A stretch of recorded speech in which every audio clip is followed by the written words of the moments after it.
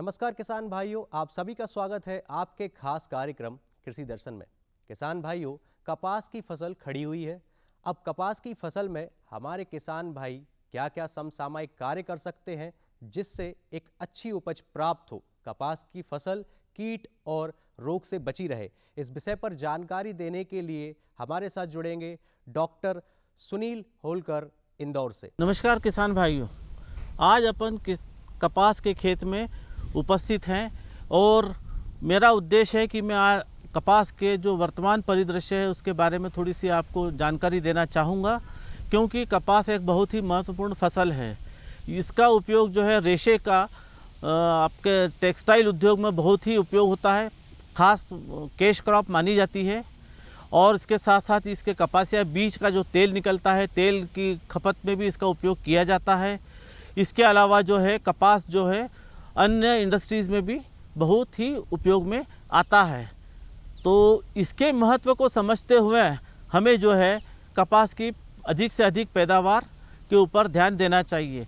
वर्तमान परिदृश्य में यदि देखें अपन तो विश्व में सबसे ज़्यादा क्षेत्रफल कपास का जो है भारत के अंदर ही है और ये भारत में कम से कम 120.69 लाख हेक्टेयर के अंदर कपास की खेती की जाती है। परंतु पैदावार की दृष्टि से देखा जाए तो अपना स्थान काफ़ी नीचे है, 6वां या 7वां नंबर है और यह कहें तो और शायद नीचे भी हो सकता है। तो इसलिए हमें कपास की उत्पादकता प्रति हेक्टेयर बढ़ाने के ऊपर बहुत महत्वपूर्ण ध्यान देना चाहिए। वर्तमान में कपास जो है मुख्य रूप से महाराष्ट्र, तेलंगाना, गुजरात, ये जो मध्य भारत के जो क्षेत्र है सबसे ज़्यादा क्षेत्र में कपास बोई जाती है और करीब करीब 82 लाख हेक्टेयर जो है कपास इन क्षेत्रों में लगाई जाती है। जबकि मध्य प्रदेश का परिदृश्य देखा जाए तो मध्य प्रदेश में 6 लाख हेक्टेयर के आसपास ही कपास लगाई जाती है। साथ ही यह क्षेत्र भी काफ़ी समय से स्थिर ही है, या तो घट के रह जाएगा तो 5,75,000 हेक्टेयर रह जाएगा और अधिकतम जाएगा तो 6,30,000 हेक्टेयर के करीब अधिकतम बोवनी होती है। मध्य प्रदेश चूँकि सोयाबीन आधारित प्रदेश है, ज़्यादा से ज़्यादा क्षेत्र यहाँ पे बारानी कृषि के अंदर जो आता है वो आपका सोयाबीन के अंदर आता है और कपास जो है उसकी खेती सिर्फ सिंचित क्षेत्रों में ज़्यादा की जाती है। जबकि असिंचित क्षेत्रों में पहले मालवा के अंदर काफ़ी कपास हुआ करता था, परंतु वर्तमान समय में यह फसल जो है मालवा के परिदृश्य से गायब हो चुकी है। मेरी ऐसी मंशा है कि अगर इसको वापस जीवित करके मालवा की तरफ अगर लिया जाए, सोयाबीन के अल्टरनेट के रूप में अगर इसको प्रोत्साहित किया जाए तो हो सकता है कि शायद प्रदेश की उत्पादकता भी बढ़ेगी।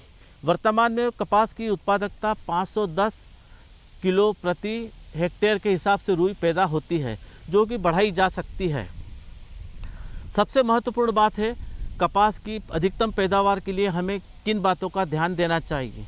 पहली बात, जो मध्य प्रदेश का जो निमाड़ क्षेत्र है जैसे खंडवा, खरगोन, बरहानपुर, धार जिले के कुक्षी मनावर का हिस्सा, ये और साथ ही बरहानपुर, ये जो है क्षेत्र यहाँ पे अधिकतम कपास का पैदावार ली जाती है और यह पूरा पूरा क्षेत्र जो है सिंचित है। जबकि असिंचित कपास के लिए झाबुआ, रतलाम जिले का कुछ हिस्सा जो है महत्वपूर्ण है और यहाँ पर आज भी किसान भाई कपास लेते हैं। झाबुआ जिले की अगर बात करें तो वहाँ पे जो है देसी कपास जो है पैदा की जाती है। उसके अलावा जो है अमेरिकन कपास जो है वहाँ पे क्षेत्रफल उसका कम है। अगर सिंचित कपास की बात करें तो सिंचित कपास की बुआई मई महीने के मध्य में की जाती है और यह फसल चल कर के अक्टूबर-नवंबर तक पूरी हो जाती है, अपना जीवन चक्र पूरा कर लेता है। परंतु यदि बारानी दशा में यदि कपास की बात की जाए तो यह इसकी बोवनी जून में की जाती है और साथ ही साथ ये दिसंबर जनवरी तक इन क्षेत्रों में चलती है। मालवा में जो कपास की क्षेत्रफल कम होने का मुख्य कारण यही है कि सोयाबीन जो है किसानों को एक ऐसा अल्टरनेटिव मिल गया है जिसने कि जो मात्र 120-110 दिन के अंदर जो जिसकी अच्छी पैदावार आ जाती है, और जबकि कपास जो है कम से कम 150 से 170 दिन तक चलती है। तो कम अवधि होने की वजह से कपास का क्षेत्रफल धीरे धीरे कम होता गया और सोयाबीन का क्षेत्रफल बढ़ता गया। ज़्यादा पैदावार लेने के लिए हमें कुछ महत्वपूर्ण बिंदु है कपास का, जिससे पर हम ध्यान दे करके ज़्यादा से ज़्यादा पैदावार ले सकते हैं। जैसे सबसे पहले महत्वपूर्ण बात यह है, कपास की यदि हम सूखी बोवनी करें जून के महीने में, उसके बाद वर्षा आधारित खेती के अंदर इसको खाद और पानी सबसे महत्वपूर्ण है। सामान्य तौर पर वर्षा के दिनों में जो है कपास में पानी देने की आवश्यकता नहीं पड़ती है, परंतु यदि बारानी कृषि में यदि कपास को अक्टूबर या नवंबर के महीने में 1 या 2 सिंचाई की आवश्यकता पड़ती है। यदि अगर अपन किसान में अगर ये उपलब्ध करा सकें तो कपास की अच्छी पैदावार आपको मिल जाती है। साथ ही साथ सितंबर महीना कपास का सबसे खतरनाक महीना होता है। आमतौर पर बारानी कृषि के अंदर सितंबर महीने में कपास में जो है कीड़े मकोड़ों का प्रकोप ज़्यादा लगता है, साथ ही साथ इल्लियों का भी प्रकोप होता है। तो किसान भाई चाहे तो नॉन बीटी के स्थान पर बीटी तो आज चली रही है प्रदेश में, लेकिन अगर नॉन बीटी कपास की तरफ भी अगर ध्यान देंगे तो आपको ऐसी किस्में उपलब्ध है जिसमें कि अच्छी पैदावार के साथ साथ कम दवाइयों का उपयोग करके पैदावार अच्छी ली जा सकती है और लाभप्रद खेती भी की जा सकती है। वर्तमान में यदि अपन देखें तो प्रदेश के अंदर पिछले 4-5 सालों के अंदर जो है ऑर्गेनिक कपास के नाम से काफ़ी जोर चल रहा है और बहुत सारे किसान भाई जो है ऑर्गेनिक कपास के लिए ख़ास तौर से निमाड़ के अंदर ही जो है खरगोन ज़िले के अंदर काफ़ी अच्छी पैदावार भी ले रहे हैं, जिनके पास जो है नॉन बीटी कपास पैदा करते हैं और ज़्यादा से ज़्यादा अधिकतम फ़ायदा भी लेते हैं और अच्छी कीमत पे कपास बेचते भी है, क्योंकि उसमें कम से कम लागत के अंदर जो है लागत उसकी चूँकि कम हो जाती है, इसीलिए उसके अंदर किसान भाइयों को फ़ायदा भी होता है। इसके साथ साथ कुछ महत्वपूर्ण बातें यदि कपास की जैसे खाद देने की पद्धति है, कपास में खाद देने की एक विशेष बात यह है कि इसको 4 किश्तों में अपने को खाद देना चाहिए। पहली 20% मात्रा जब भी अपन कपास की बोवनी करते हैं उस समय देना चाहिए। उसके बाद 25% खाद की मात्रा ख़ास तौर से नत्रजन और स्फूर ये जो है आपका 30 दिन के बाद देना चाहिए।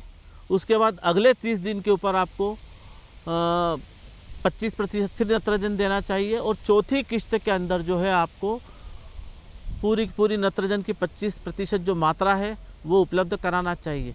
इससे क्या होता है कि जो कपास की जो चूँकि अवधि लंबी होती है तो पर्याप्त मात्रा में उपलब्ध कराई गई खाद का अच्छे से उपयोग कर लेता है और अधिकतम आपको जो दूसरी और तीसरी पिकिंग जो होती है उसमें भी जो है आपको अच्छी पैदावार मिलती है। दूसरी सबसे महत्वपूर्ण बात है पायराथ्राइड, सिंथेटिक पायराथ्राइड्स का जो है उपयोग हमें अवॉइड करना चाहिए। शुरुआती अवस्था में साधारण दवाइयों का ही उपयोग करें और उसके बाद भी यदि कीड़े अगर अनियंत्रित रहते हैं, खास तौर से जेसीड्स, एफिड्स, माहो, हरे मच्छर इत्यादि, तभी अपने को सिंथेटिक पायराथ्राइड्स की तरफ जाना चाहिए, जिससे कि आपकी जो है लागत कम हो। यही इसका उद्देश्य है। इस तरीके से हम कुछ बातों को अगर ध्यान में रखेंगे तो कपास की अच्छी पैदावार अपन ले सकते हैं। धन्यवाद।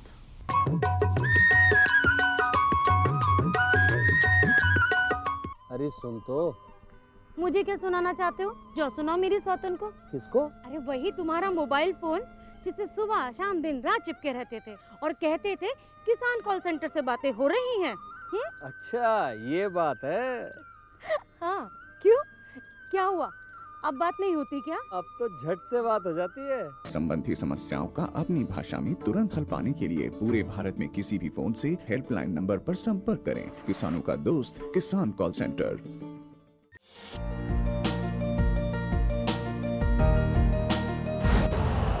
यूरिया का स्वदेशी उत्पादन 70 लाख टन बढ़ाने के लिए 6 उर्वरक संयंत्रों का उद्धार किया जा रहा है। FCIL के गोरखपुर, सिंदरी, तलचर और रामागुंडम संयंत्र, HFCL की बरौनी इकाई और BVFCL की नामरू फोर्थ। सोने पर सुहागा ये है कि देश में अब बनेगा सिर्फ नीम लेपित यूरिया, क्योंकि इससे होगा किसानों का फायदा ही फायदा। अनाज का उत्पादन 10% तक बढ़ेगा। बढ़ेगी 10 से 15% नाइट्रोजन क्षमता।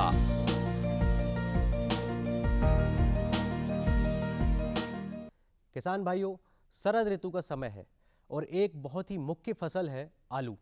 आज हम जानेंगे आलू की खेती के बारे में कि आलू की खेती कैसे उन्नत तरीके से की जाए ताकि एक अच्छी उपज प्राप्त हो। अब अच्छी उपज प्राप्त करना है तो अच्छी किस्मों का चुनाव करना होगा, खरपतवार नियंत्रण करना होगा, सिंचाई कैसे की जाए, इस सब के बारे में आज चर्चा होगी।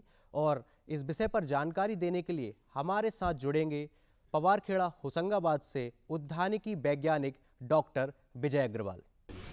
नमस्कार किसान भाइयों, आज हम बात करते हैं कि आलू की खेती किस प्रकार से की जा सकती है और आलू की खेती से किस प्रकार से आप अधिक लाभ प्राप्त कर सकते हैं।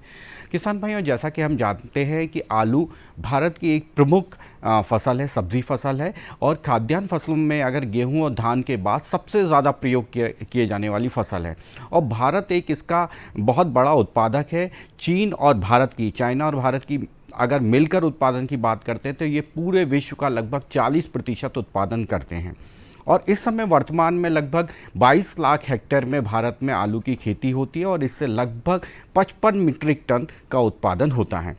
किसान भाइयों, मध्य प्रदेश की अगर बात करें तो मध्य प्रदेश में भी लगभग 1,58,000 हेक्टेयर में इस समय आलू की खेती हो रही है और आलू की खेती से लगभग 35 लाख टन आलू इस समय मध्य प्रदेश में पैदा हो रहा है। मध्य प्रदेश के कुछ ऐसे ज़िले हैं जहां पर आलू का पैदावार सबसे ज़्यादा होती है। इसमें सबसे अव्वल स्थान पर आता है इंदौर, इसके बाद देवास, छिंदवाड़ा और इसके बाद ग्वालियर का जो क्षेत्र है यहाँ पर भी आलू की बहुत अच्छी पैदावार होती है। अगर बात करें कि इसको किस मौसम में लगाया जाना चाहिए तो ये शीत ऋतु का मौसम होता है, यही आलू की खेती के लिए सर्वाधिक उपयुक्त मौसम होता है। इसमें देखना चाहिए कि जब हमारा इसका जो समय होता है, मध्य प्रदेश की अगर बात करें तो 15 अक्टूबर से इसको लगाने का समय चालू हो जाता है और लगभग नवंबर के आखिरी महीने तक इसको हम प्रदेश में लगा सकते हैं। अब इसमें ध्यान रखना है कि जहाँ पर 32 दिन का जो तापमान, अधिकतम तापमान है वो 32 डिग्री से नीचे होना चाहिए और न्यूनतम तापमान जो है 20 डिग्री से नीचे होना चाहिए, जब भी आलू की खेती के लिए सबसे अच्छा समय माना जाता है। आलू की जो फसल होती है ये लगभग 90 से लेके 110 दिन की फसल होती है। ये डिपेंड करता है, निर्भर करता है कि कौन सी किस्म हम लगा रहे हैं। कुछ अगेती किस्में होती, कुछ मध्यम किस्में होती हैं और कुछ देर से बोई जाने वाली किस्में होती हैं। तो किसान भाइयों, जब अपन आलू की खेती कर रहे हैं तो इसमें किस्मों का बहुत ज़्यादा महत्वपूर्ण योगदान होता है और जब भी इसका चयन करें तो ध्यान रखें कि हमारा उद्देश्य क्या है आलू का। अगर आप प्रोसेसिंग के लिए, आप प्रसंस्करण के लिए आलू लगा रहे हैं, क्योंकि जैसा कि मैंने बताया कि मध्य प्रदेश में बहुत ज़्यादा आलू उत्पादन होता है और हमारे कोल्ड स्टोरेज में रखा रहता है। ऐसे में मैं आपको सलाह दूंगा कि आप प्रसंस्करण युक्त जो आलू की किस्में हैं उनको ध्यान में रख के आलू लगाएं। और अब जैसे कि बात हुई थी कि हम कौन सी किस्मों को लगाएं, तो अगर आप लंबी अवधि की फसल लगाना चाहते हैं आलू की तो उसमें जो कुफरी सिंदूरी किस्म है वो ज़्यादा अच्छी है और मध्यम में सभी प्रकार के जैसे किस्में जो हैं वो मध्यम में, जैसे अपन बोलेंगे कि जो प्रोसेसिंग वाली किस्में, प्रसंस्करण वाली किस्में, चिप्सोना 1, चिप्सोना 2, चिप्सोना 3, चिप्सोना 4 और आजकल क्या कहते हैं फ्राइम्स नाम से कुफरी चिप्सोना के अलावा कुफरी फ्राइम्स एक वैरायटी आई है, फ्राइसोना एक वैरायटी आई है जिसमें फिंगर चिप्स बनते हैं, उसको भी मध्यम अवधि में लगाया जाता है। और कुछ जो जल्दी तैयार होने वाली फसलें होती हैं जो 90 दिन में तैयार हो जाती हैं, इसमें कुफरी जवाहर आती है, कुफरी चंद्रमुखी आती है। तो किस्मों का जो चयन आपको करना है कि किस अवधि में लगाना है उसको ध्यान में रखते हुए ही करना है। जैसा कि मैंने यहाँ पर बताया था कि कुछ किस्में विशेषकर प्रसंस्करण के लिए उपयुक्त हैं। इनमें प्रसंस्करण के लिए कुछ और भी किस्में जैसे कुफरी लॉकर है, कुफरी सूर्या है, ये चिप्सोना वाली जो किस्में हैं उसके अलावा भी इन किस्मों को हम लगा सकते हैं। इसमें विशेषता जो होती है, इसमें ठोस पदार्थ जो होता है 20% से ज़्यादा होता है, यानी पानी की मात्रा कम होती है आलू में, ठोस पदार्थ ज़्यादा होता है और जो शर्करा होती है, रिड्यूसिंग शुगर होती है, उसकी मात्रा भी कम होती है, इसलिए आलू सफ़ेद होता है। और इसको जब प्रोसेसिंग करते हैं, चिप्स बनाते हैं, फिंगर चिप्स बनाते हैं तो ये सफ़ेद रंग का ही रहता है, इसमें कालापन नहीं आता है। अब बात करते हैं कि किस प्रकार की मृदा में लगेगा। तो इसके लिए चूंकि ये जड़ वाली फसल है और जड़ वाली फसल हमेशा हमें ध्यान रखना है कि हल्की रेतीली मिट्टी हो, दोमट मिट्टी हो, कछारी मिट्टी हो, यहाँ पर इसकी जड़ों का विकास या कंदों का विकास ज़्यादा अच्छा होता है, तो ऐसी भूमि को ही चयन करना चाहिए। यदि हम गहरी मिट्टी में लगाते हैं, जैसे इंदौर का कुछ क्षेत्र है, हमारा देवास का है, यहाँ पर गहरी मिट्टी है, तो इसमें हमको भूमि की तैयारी करते समय ज़्यादा ध्यान रखना पड़ता है और इसमें जो होता हुआ इसमें जो है जैविक उर्वरकों का और साथ ही साथ जो गोबर की खाद है या वर्मी कंपोस्ट है, इसकी अधिक मात्रा को मिलाना पड़ता है, जिससे ये जो भूमि है अच्छी भुरभुरी हो जाए और इसमें कंदों का विकास अच्छा हो। और इसमें जहाँ तक पीएच मान की बात है तो लगभग अपन इसमें 7.5 पीएच तक की ही भूमि इसमें लेंगे। क्षारीय और अम्लीय भूमि इसमें हमको नहीं लेनी है, इसको हमको ध्यान में रखना है। हल्की अगर मिट्टी हमने ली है, हल्की भूमि हमारी रेतीली दोमट मिट्टी है, तो एक बार अपन जुताई करने के बाद पाटा लगा के खेत को समतल कर सकते हैं। और अगर गहरी मिट्टी अगर हम है, भारी मिट्टी है, तो गहरी जुताई अच्छे से कर लें। उसके बाद 1 या 2 जुताई करने के बाद पाटा लगा के जो भी ढेले हैं उसको फोड़ लें और उसके बाद खेत को इसमें तैयार करें। आजकल क्या होता है कि प्राकृतिक खेती की तरफ और जैविक खेती की तरफ हम जा रहे हैं और उसमें हमारा उद्देश्य होता है कि ज़्यादा से ज़्यादा हम इसमें जैविक चीज़ों का प्रयोग करें। तो ऐसे में हरी खाद का अगर हम प्रयोग करते हैं तो हमारी भूमि की उर्वरा शक्ति भी अच्छी होती है और इससे आलू की फसल में कंदों का विकास अच्छा होता है।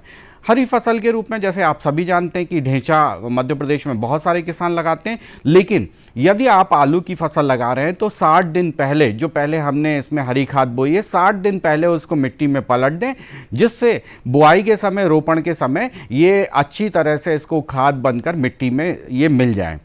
अब बात आती है कि इसके लिए हमको बीज कैसा लेना है और बीज लेते समय क्या ध्यान रखना है। बीज का जो होता है, इसमें आलू के कंद होते हैं, वही हम लेते हैं और सामान्यतः जो कोल्ड स्टोरेज में कंद रखे रहते हैं उन्हीं का हम प्रयोग करते हैं। तो ऐसे में कोल्ड स्टोरेज से 15 से 20 दिन पहले ही इसको निकालने के बाद आप सामान्य तापमान पर रख दें, जिससे इसमें अंकुरण अच्छा आए और एकदम कोल्ड स्टोरेज से निकाल के हमको प्रयोग में नहीं लाना है। इसमें लगभग 20 ग्राम से लेकर 50 ग्राम तक का आलू का हम इसमें जो होता है कंद का प्रयोग करते हैं। अगर 50 ग्राम से ज़्यादा ऊपर का कंद है तो इसमें हमें ध्यान रखना है कि कंद को टुकड़े करके हमको लगाना है। अब इसमें बहुत सारे चीज़ें रहती हैं कि कितनी मात्रा में लगाना है। तो ये जब छोटे कंद होते हैं, 20 सेंटीमीटर के कंद है, तो इसको हम पास लगाते हैं और इनमें इनकी जो बीज दर रहती है 25 कुंटल के आसपास होती है। अब जब बड़ा कंद होता है तो लगभग इसमें 30 से 35 क्विंटल पर हेक्टेयर तक का बीज हमको इसमें लगाना पड़ता है और इसमें दूरी भी अधिक रखनी पड़ती है, क्योंकि जब हम बड़ा कंद लेंगे बीज के रूप में तो इसमें उत्पादन ज़्यादा होगा। कुल मिलाकर हमको ये ध्यान में रखना है कि इसमें जो है कम से कम 1 लाख पौधे प्रति हेक्टेयर के मान से इसमें आए, इस चीज़ को हमको ध्यान में रखना है। इसके बाद इसकी जो दूरी रहती है, दूरी निश्चित करती है किस विधि से आप लगा रहे हैं। न्यूनतम जो कंदों से कंदों की दूरी रहती है वो 20 सेंटीमीटर रहती है और पौधों से पौधों की दूरी इसमें 60 सेंटीमीटर रहती है। किसान भाइयों, आज के समय में जब हमारे इधर सिंचाई के लिए ड्रिप का प्रयोग बहुत ज़्यादा होने लगा है, तो ऐसे में हम जो 1 मीटर का बेड बनाते हैं उस पर हम इसको लगाते हैं और इसकी 2 से 3 कतार लगाते हैं और उसमें 2 लाइन ड्रिप की हम इसमें डालते हैं। तो उसके जब इस तरह से लगाएंगे तो भी आप कंधों से कंधों की दूरी 60 सेंटीमीटर रखेंगे और कंधों से कंधों की दूरी 20 सेंटीमीटर और कतार से कतार की दूरी इसमें 60 सेंटीमीटर इसमें हमको रखना है। इसमें जैसा कि बताया कि कई प्रकार के रोग और बीमारियों के आने की संभावना रहती है, तो इसमें हमको जो भी कंद ले रहे हैं रुपाई से पूर्व इसमें हमको बीज उपचार करना बहुत ही आवश्यक है। बीज उपचार के लिए फफूंदनाशक का प्रयोग कर सकते हैं। फफूंदनाशक के साथ साथ कीटनाशक, क्योंकि इसमें कोई बहुत से वायरस जनित रोग भी लगते हैं, तो उसकी रोकथाम के लिए इसमें फफूंदनाशक के साथ साथ कीटनाशक का भी प्रयोग इसमें करें। तो किसान भाइयों, आशा करते हैं कि आपको आलू की खेती के बारे में संपूर्ण जानकारी प्राप्त हुई होगी। नमस्कार किसान भाइयों, अब समय हो गया है खबरें खेती की। किसान भाई बहनों नमस्कार। खबरें खेती के आज के अंक में आपका बहुत बहुत स्वागत है। आइए एक नज़र डालते हैं आज के प्रमुख समाचारों पर। खाद्यान्न उत्पादन में वृद्धि का अनुमान, सुरक्षा कवच है फसल बीमा योजना, दलहनी फसलों में बीज उपचार करें, चने की उन्नत खेती, और अंत में जानेंगे नवजात पशुओं के लिए संतुलित आहार। खबरें विस्तार से। खरीफ खाद्यान्न उत्पादन में वृद्धि का अनुमान। कृषि एवं किसान कल्याण मंत्रालय द्वारा 2022-23 के लिए मुख्य खरीफ फसलों के उत्पादन के प्रथम अग्रिम अनुमान जारी कर दिए गए हैं। केंद्रीय कृषि एवं किसान कल्याण मंत्री नरेंद्र सिंह तोमर ने बताया कि खरीफ सीजन में 150 मिलियन टन खाद्यान्न उत्पादन का अनुमान है। उन्होंने कहा कि कृषि क्षेत्र दिन प्रतिदिन किसानों की अथक मेहनत, वैज्ञानिकों की कुशलता और प्रधानमंत्री नरेंद्र मोदी के किसान हितैषी नीतियों के कारण विकसित हो रहा है। भारतीय कृषि अनुसंधान संस्थान ने कहा है कि झारखंड, बिहार और पूर्वी उत्तर प्रदेश में हाल में हुई अच्छी बारिश धान की फसल के लिए लाभदायक है और इससे देश में खरीफ मौसम में चावल उत्पादन घटने के अनुमान में कुछ हद तक कमी आएगी। कृषि मंत्रालय ने अपने पहले अनुमान में चावल उत्पादन फसल वर्ष 2022-23 जुलाई-जून के खरीफ सत्र में सालाना आधार पर 6% घटकर 10.39 करोड़ टन रहने का अनुमान लगाया है। इस साल खरीफ सीजन में देश भर में 10.97 करोड़ हेक्टेयर में खरीफ फसलें बोई गई हैं। सुरक्षा कवच है फसल बीमा योजना। किसान कल्याण तथा कृषि विकास मंत्री श्री कमल पटेल ने कहा है कि प्रधानमंत्री फसल बीमा योजना किसानों के लिए सुरक्षा कवच है। उन्होंने कहा कि फसल बीमा योजना से किसानों को फसल क्षति का मुआवजा मिलेगा। पॉलिसी उनके पास होगी तो उन्हें भटकना नहीं पड़ेगा। ये बात उन्होंने सीहोर जिले में फसल बीमा के मेरी पॉलिसी मेरे हाथ कार्यक्रम में कही है। सीहोर में 29,000 किसानों को फसल बीमा योजना से लाभान्वित किया जा रहा है। कृषि मंत्री श्री पटेल ने किसानों से बेहतर स्वास्थ्य के लिए जैविक खेती अपनाने की अपील की है। श्री पटेल ने कहा कि मध्य प्रदेश किसानों को बगैर ब्याज के ऋण उपलब्ध कराने वाला देश का पहला प्रदेश है। दलहनी फसलों में बीज उपचार करें। दलहनी फसलों को मृदा जनित रोगों से बचाने हेतु बुआई के पूर्व बीजों को उपचारित अवश्य करें। कवकनाशी तथा नत्रजन स्थिरीकरण के लिए राइजोबियम कल्चर तथा फास्फोरस उपलब्ध बढ़ाने हेतु फॉस्फेट घुलनशील जीवाणु पीएसबी 10 ग्राम प्रति किलोग्राम बीज से उपचारित करना चाहिए। उक्टा एवं जड़ गलन रोग से फसल के बचाव हेतु बीज उपचार अत्यंत आवश्यक है। 1.5 ग्राम थायरम प्रति किलो बीज अथवा 1.5 ग्राम बाविस्टीन प्रति किलो बीज की दर से उपचारित करना चाहिए। जिन क्षेत्रों में दीमक का प्रकोप अधिक होता है उन खेतों में 20 EC क्लोरीपायरोफॉस को पानी में घोलकर प्रति 100 किलोग्राम बीज को उपचारित करके बोना लाभप्रद होता है। चने की उन्नत खेती। असिंचित क्षेत्रों में चने का बुआई समय अक्टूबर के द्वितीय एवं तृतीय सप्ताह तक तथा सिंचित क्षेत्र में नवंबर के द्वितीय सप्ताह तक सबसे उत्तम होता है। देर से बोने की स्थिति में जल्दी पकने वाली किस्मों का चयन करें। धान की फसल कटने के बाद भी चने व मटर की खेती की जाती है। ऐसी स्थिति में बुआई दिसंबर के मध्य तक अवश्य कर लेनी चाहिए। मध्य प्रदेश हेतु चने की अनुशंसित किस्में JG 315, JG 322, JG 218, JG 74, JG 11, JG 130, JG 16, जाकी 9218, JG 63, JG 412, विजय, विशाल, विश्वास, PG 5, JG 226, JG 14, JG 6, JG 12, वैभव, विहार और दिग्विजय हैं। काबुली चना की किस्में JG 1, JG के 3, कांक 2, JG के 2, विराट फूले जी 0517, कृपा शुभ्रा उज्ज्वल हैं। चना छोटे दाने वाली प्रजातियों का बीज 70 से 75 किलो प्रति हेक्टेयर, मध्यम देने वाली प्रजातियों का बीज 75 से 80 किलो प्रति हेक्टेयर एवं बड़े आकार की काबुली प्रजातियों का बीज 100 से 120 किलो प्रति हेक्टेयर की दर से प्रयोग करना चाहिए। सरसों में उर्वरक प्रबंधन। सरसों की खेती में असिंचित अवस्था में 40 किलो नत्रजन, 20 किलो फास्फोरस तथा 20 किलो पोटाश प्रति हेक्टेयर की पूरी मात्रा बुआई के समय भूमि में डालें। सिंचित अवस्था में 80 किलो नत्रजन, 40 किलो फास्फोरस एवं 40 किलो पोटाश प्रति हेक्टेयर देना चाहिए। सिंचित अवस्था में सिफारिश की गई नत्रजन की आधी मात्रा तथा फास्फोरस और पोटाश की पूरी मात्रा बुआई के समय खेत में डालें। बची हुई आधी नत्रजन को प्रथम सिंचाई के वक्त बुआई के 30 से 40 दिनों बाद टॉप ड्रेसिंग से दोपहर के बाद करें। जब सरसों की खेती बाजरा सरसों फसल चक्र में हो तो नत्रजन तत्व की मात्रा 25% बढ़ाकर देनी चाहिए। किसान भाइयों, खबरें खेती के आज के अंक में फिलहाल इतना ही। अब मुझे अनुमति दीजिए। नमस्कार।